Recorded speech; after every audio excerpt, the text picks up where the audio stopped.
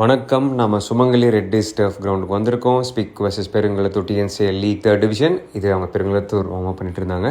இது நம்ம team warm up பண்ணிட்டு இருந்தாங்க. என் ஃப்ரெண்டு பாருங்கள், டேவை பியூட்டிஃபுல்லாக கேப்சர் பண்ணியிருக்காருன்னு.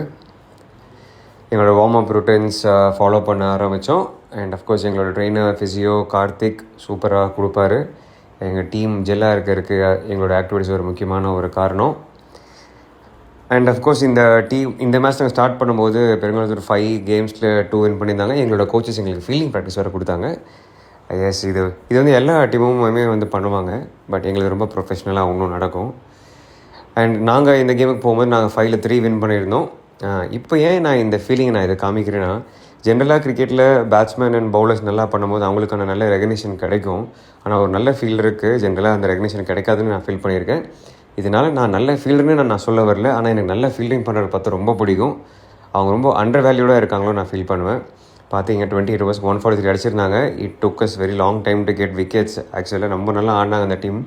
அவர் இப்போ ரிவர்ஸ் ஸ்வீப் பண்ணார். இந்த பேட்ஸ்மேன் தான் 115 runs அடித்தார். இதோட ஃபர்ஸ்ட் விக்கெட் நல்ல ஸ்டெம்பிங் வால்ஸ் கிட்டே இருந்து.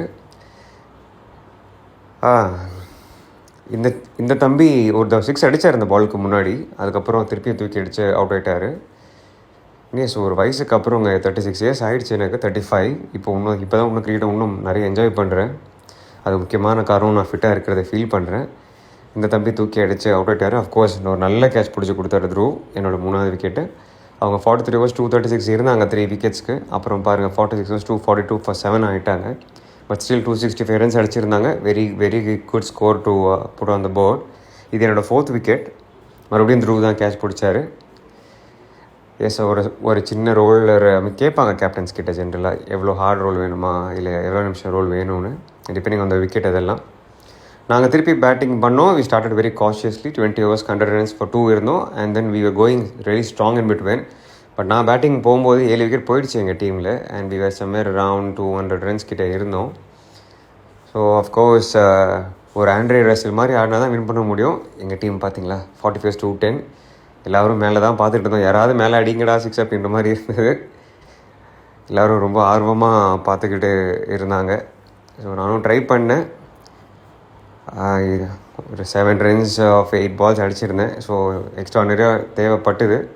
எக்ஸ்ட்ரானரியாக ட்ரை பண்ணேன். பட் அவுட் ஆகிட்டேன்.